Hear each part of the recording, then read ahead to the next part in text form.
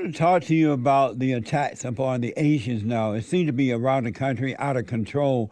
What do you think rise in attack on Asians in America is about? Why are we just not hearing about it? Why is it happening now? Yeah, this is a very good question, Jesse, and obviously one that hits very close to home because I identify as an Asian female. I'm Chinese. And of course, when we look across history, there has been a lot of discrimination and hate crimes against Asians. But right now, the uptick is largely due to the stress of the pandemic and some of the information that came out early during the discovery of COVID-19, the fact that it originated in China. These things are very perplexing to people. And adding to that, people in the pandemic, they have been suffering, as we just talked about, with additional stress. They're all pent up for a long time. Everybody was on lockdown and they were looking for a way to express their frustration. And Asians are still, even to this day, even though obviously there's a larger population of Asians in America, they're still seen as a foreign race. They're just foreign. They look foreign, they seem foreign. And it's easy for people to essentially attack somebody that looks like they're outside of their own group. Right. It's kind of a defense mechanism. But of course it's concerning. I'm glad that we're talking about it more, but the instances of hate crimes against Asians has occurred a lot, I think, because people think that it's some kind of retribution for the pandemic. I think that that's a big piece of it. And they're looking for someone to blame because it feels more comfortable to blame someone. And obviously outside of the Asian race being attacked, people are attacking politicians or, the leaders in their community. They just want somebody to unleash their anger at. And I kind of understand that to an extent, it's just because we're all so frustrated and don't know what to do. What a mess. Are you concerned when you're out and about? Are you concerned about being attacked? I got to tell you, Jesse, I have been, and I'm concerned for my parents who are elderly and, they kind of walk around a little bit like in a fairy tale, almost like nothing's going to happen to us. I'm like, well, you should probably just be a little bit on guard. I haven't really felt that way in the past, but, in these last months, I have felt more worried to go out on my own, for example, at night to run an errand. And I never felt that way before. So that was an interesting, it's an interesting experience. And I've talked to some of my friends and colleagues who are from the Asian Pacific Islander community, and they've experienced the same thing. They've experienced people yelling at them in the market, just really random things happening that they never had to deal with before. Have you noticed who is mostly responsible for these attacks? I really think that it's all across the board. I mean, I haven't looked at the statistics, but I think, again, it's anybody who's not Asian or Pacific Islander, but because they see Asians, they see us as foreigners. And I think that that's a big piece of this. It's like these people look different. And what's really tough as well? I mean, obviously, when we talk about where we were first discovered COVID-19, it was Wuhan, it was in China. But my friends who are Filipino or Hawaiian, I mean, they're being yelled at and screamed at. And It's like, well, it didn't even come from your country, but yet it's like everybody's being lumped together because of the way we look,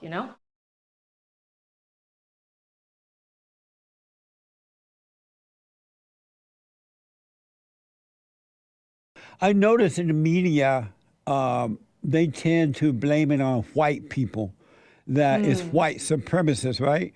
But when you're looking at the story, at the time that they're presenting the story, it's black people who are attacking Asians, but they won't say black people are doing it. They will find one story of a white person who 50 years ago maybe attacked one Asian or a few Asians, and they'll use that. Why don't they call it for what it is? We all know that it's done mostly by black people. Why don't they say it's black people who are doing it?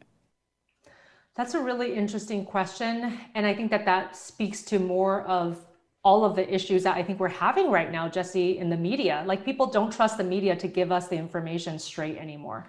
I think that there is a lot of politically motivated media coverage, and you don't really know if you're ever going to get accurate information. Right. And they seem to highlight certain groups, and it's just not fair. It's like, if it happened If it happened that a Black person was the attacker, let's talk about that. If it was a white person, let's talk about that. If it's Latino, let's talk about that. But you're right. I think that everything has become politically motivated. And you know what that causes, Jesse, is a distrust in the media. Because then Yes. people don't really know what we're supposed to do. We don't know what information we're getting. Then people have to go on their own and try to find this information. Now, some people are very successful. They're resourceful and educated and intelligent like you, Jesse. They know how to filter it out. But I've also seen people, because they're so lost, like they go down these crazy trains of information that obviously are even more inaccurate. And that's kind of dangerous as well, right? Because then you start to harbor all of these different kinds of misconceptions. But even the Asians won't say that we're being attacked by Blacks. And it's not uncommon. This has been going on for years against the Asian people by the Black folks. In the Asian movement to the Black communities when they first come to this country or whatever, they set up shop. And most of their troubles come from Black people, robbing the stores, beating them up, calling them names. And so it's commonplace. Black people know that it's Black. The Asians know that it's Black. But yet the Asian won't say that we are being attacked by Black people, not by whites. What is holding them back from saying it so that we can do something about it? What are they afraid of? You know, I obviously can't speak for why people won't talk about it that way if they are truly the victims of these crimes that were perpetrated by Black individuals. But I do wonder if people are worried about just perception, you know, talking about another minority group that has suffered oppression and discrimination and trying to highlight them as people who were potentially, essentially the perpetrators in this case. I'm not really sure why that happened because, again, I haven't talked to anybody who this has actually happened to, and then they basically misconstrued that fact or try to obscure the fact of who their attacker was. But I do wonder in this current political climate, when everybody's trying to be so careful about what they say, if they're just not wanting to point that out, because then it maybe feels like they're being racist themselves. You know, I wonder if that's one of the issues. Yeah, because when I look at it, and, you know, I lived in the Black community for a while, and I know that the Asians have been under attack by the Blacks for a long time. It's not new. It's just being reported a little bit more, even though they're not saying Blacks.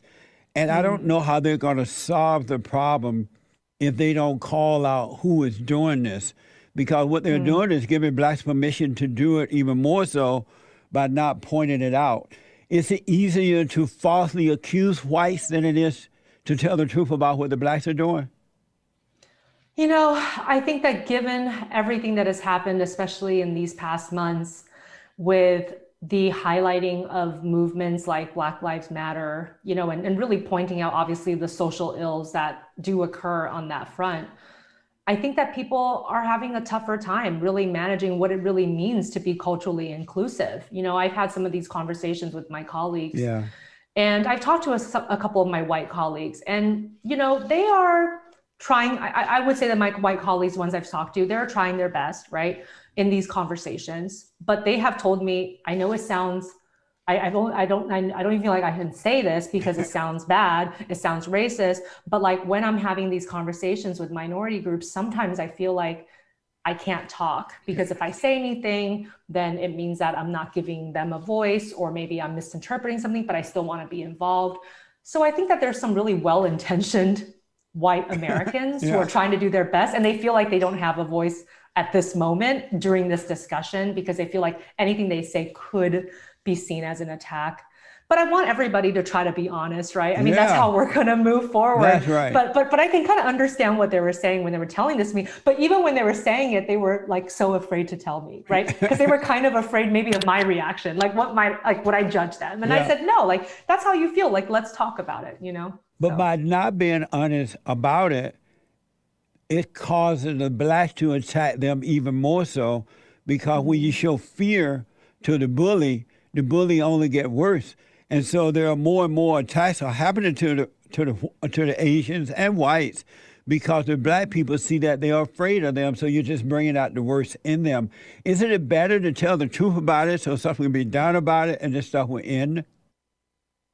You know, I think that whatever the truth is, because like I said, I haven't seen those statistics that you're talking about right now, Jesse, but I think whoever is the perpetrator, whoever whoever is the problem, we all need to be just more honest and report things the way they are so that we can deal with it. And maybe not everything has to be about necessarily the race of the person, right? It's just about the person. It's like, let's deal with the problem. Yeah. But I know that that's really hard right now in this political climate. I feel like everybody feels like they have to be so careful, or else the things that they say can be misconstrued or they can be called racist. And nobody wants to be called racist. Most people are well-intentioned in this world, Right. not everyone, but most. Yep. And I think that it's causing some people just to not even want to approach the conversation. Like they don't want to get their hands dirty. And you can understand why they're so scared, right? Yeah, I do. But why? I noticed that even the black so-called professionals and experts, even they won't admit that it's the black people. They'll falsely accuse whites as well. Why do you think that black experts, the police chiefs and other people won't admit, well, we all know it's the black people who are doing it, so we got to deal with that. Why don't the blacks be honest about it? Why are they pretending that it's the whites? Again, I don't know because I haven't seen that in my black colleagues and I haven't seen them do that. So I can't speak for them. I have no idea why that happens. Amazing. Isn't that amazing though? We're looking at it for what it is. They're showing Asians are attacked today, so they show the attacker. And you can see as a black person or black people, but they're calling it white supremacists. I'm like, but I'm looking at black people. I don't see the whites, right? But they're calling it other than what it really is. And we're looking right at it. And so now they think everybody's dumb because no one loved one another enough to stand up and tell the truth. Yeah, it's so important for us to be transparent more than ever. Yes. I mean, not even just for race issues, but even the pandemic, the public health issues. I mean, the media has not been very good about being transparent. And that's why nobody trusts the media anymore. That's right. That's why when you're putting out certain mandates or you're saying this rule applies and that doesn't, why are there so many people who are saying, no, I'm not listening to you anymore? I mean, it makes sense. People are just confused and angry. It's like, tell it to us straight. And then we feel like we're kind of getting stuff on the back end. Like 3 months later, we find out why they put this message out, right? It's just, I think that's really a mess. I miss the times, and I feel like I remember this more when I was younger, where I think there was more inherent trust in the media, that they would cover things more accurately. Absolutely. Now it feels like media is just a bunch of people giving their opinions, and like I don't know where the facts are and where it's somebody's opinion anymore. I know. It makes it harder to watch the news. It sure does, because you can't trust them, so you don't know what is right, what is wrong.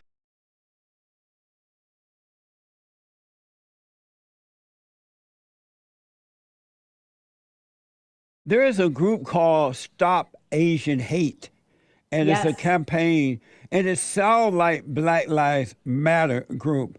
And we all know that Black Lives Matter is an organization that was started by a bunch of fat, black, radical lesbians who admit to being Marxists. Why would Stop Asian group want to compare themselves? How do they feel? How does it feel knowing that they're being compared to a group called Black Lives Matter who are worse than the KKK? How do they feel about that? I don't know the reputation of how the Stop Asian Hate group is being compared to Black Lives Matter. And I also don't know about some of the specifics of, the people who originated that movement and what they're up to now.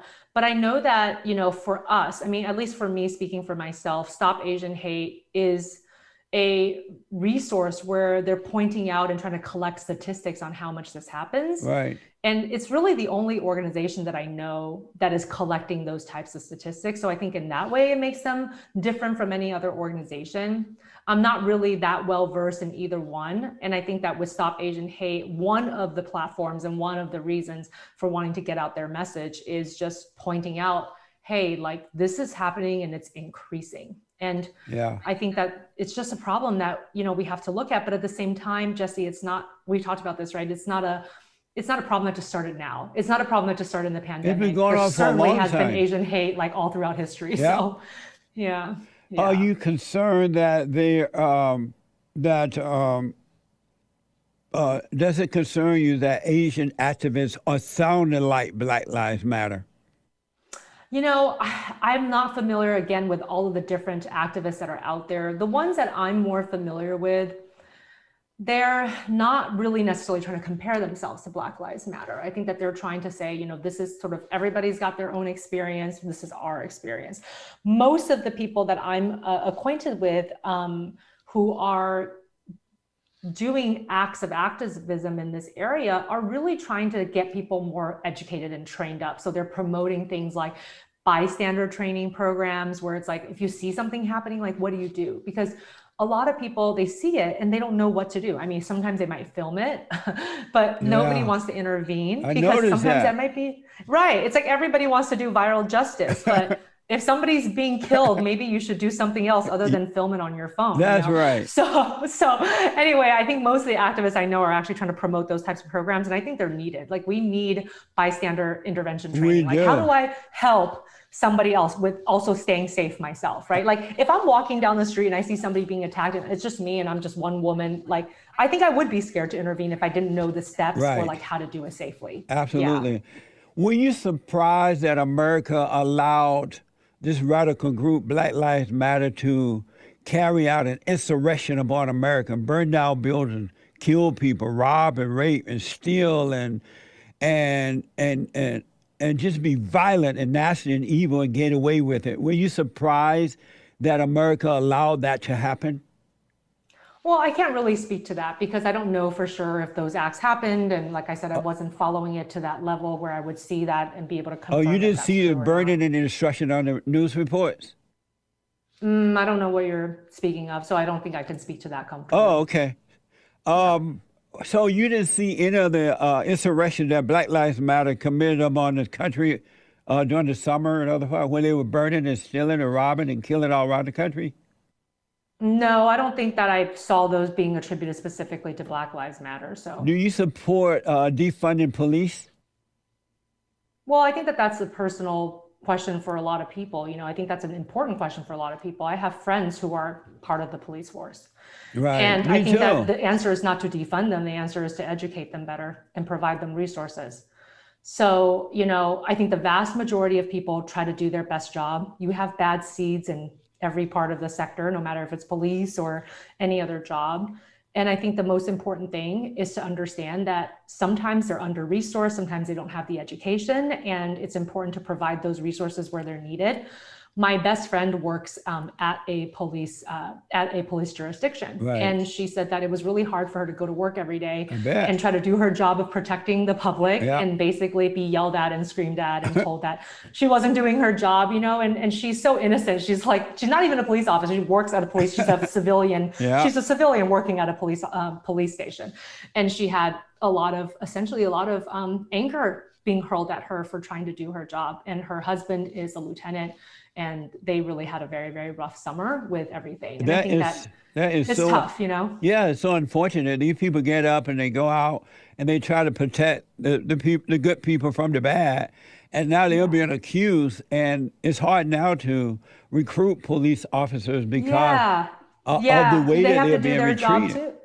Well, yeah. And then the good people who are, again, right? Every sector has its bad seeds, right. But the vast majority are good people, and they were trying to do their job, and they were afraid for their own lives, and their own mental health probably was affected because they also had to deal with the pandemic and everything else that came with it.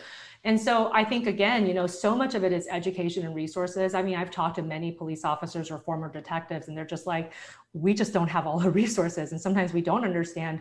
So if we had more of those things, it would help us to do our job better. And I also think that it might be helpful to screen police officers a little bit more often. They are in the line of duty so much, and there's a lot of PTSD that happens among police officers. And so maybe some of them just need more support. Maybe they need a little time off and they can come back fresh and be able to do a better job. But it's really hard to ask people to make good decisions all the time when they're in a perpetual state of trauma. Yes. And that happens with our first line workers. I noticed, though, in America, the police is not the problem. It's the radical blacks who are the problem. They are running from the cops. They have weapons. They're trying to kill the cops. They are either drug addicts or they've been in prisons before. And so instead of pointing out, hey, the cop is not wrong in this situation, it's the black person that's wrong, that, been acting out and carrying on and disobeying the cop. They blame the cop rather than blaming the person that committed a crime. How did we get to that? Well, I mean, I don't know if that's a trend that happens all the time, so I don't feel comfortable speaking to that because I'm not sure if that's a trend that's always the truth. I was surprised. This guy, George Floyd, right? The guy that died in Minnesota. This guy was an unemployed drug addict. He had been in and out of prison. He was accused of trying to use fake money in a store.